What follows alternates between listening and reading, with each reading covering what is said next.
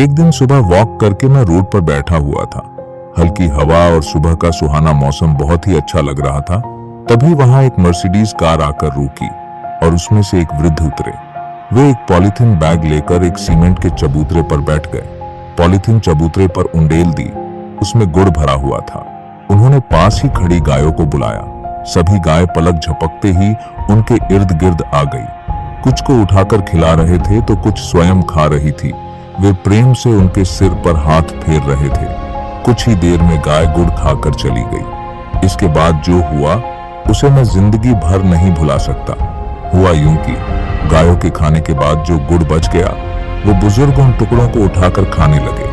मैं उनकी इस क्रिया से अचंभित हुआ, पर उन्होंने बिना किसी की परवाह किए कई टुकसे खाए और अपनी गाड़ी की ओर चल दिए। मैं दौड़कर उनके नजदीक पहुंचा और बोला, अंकल जी, क्षमा चाहता हूं, पर अभी जो हुआ उससे मेरा दिमाग घूम गया। इतने अमीर होकर भी आपने गाय का झूठा गुड़ क्यों खाया? उनके चेहरे पर हल्की सी मुस्कान उभरी। मेरे कंधे पर हाथ रख वापस सीमेंट के चबूतरे पर आ बैठे। वे बोले, ये बात आज से कोई 40 साल पहले की है। घर में आंतरिक संकट के कारण मैं घर से भाग आया था। दुर्भाग्यवश ट्रेन में कोई मेरा सारा सामान और पैसे चुरा कर ले गया। इस अजनबी शहर में मेरा कोई नहीं था। भीषण गर्मी में खाली जेब लेकर 2 दिन भूखे रहकर इधर से उधर भटकता रहा। तब यहाँ एक पीपल का पेड़ हुआ करता था। शाम को मैं उसी पेड़ के ऊपर बैठा भूख से बेहाल हो रहा था।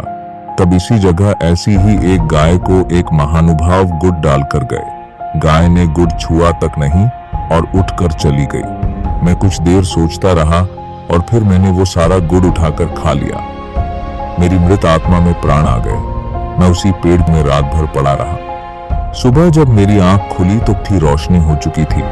मैं किसी काम की तलाश में फिर से सारा दिन भटकता रहा। एक और थकान भरे दिन ने मुझे वापस उसी जगह निराश, भूखा, खाली हाथ लौटा दिया। कुछ ही देर में वही कल वाले सज्जन आए और कुछ गुड़ गाय को डालकर चले गए। गाय उठी और बिना गुड़ खाए चली गई। तो आज मैंने फिर से गुड़ खा लिया और वहीं सो गया। सुबह काम तलाशने निकल गया। एक ढाबे पर मुझे झूठे बर्तन धोने का काम मिल गया।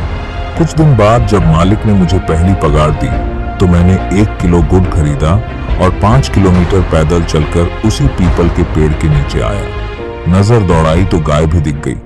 मैंने सारा गुड़ उस गाय को डाल दिया। इस बार मैं अपने जीवन में सबसे ज्यादा चौंका, क्योंकि गाय सारा गुड़ खा गई, जिसका मतलब साफ था, गाय ने 2 दिन जानबूझकर मेरे लिए गुड़ छोड़ा था।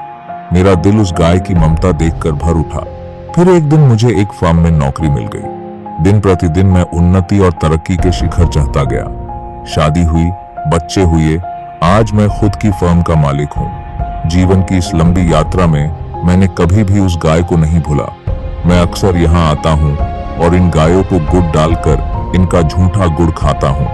मैं लाखों रुपए गौशालाओं में चंदा देता हूँ, परंतु मेरी भूख यही आकर मिटती है।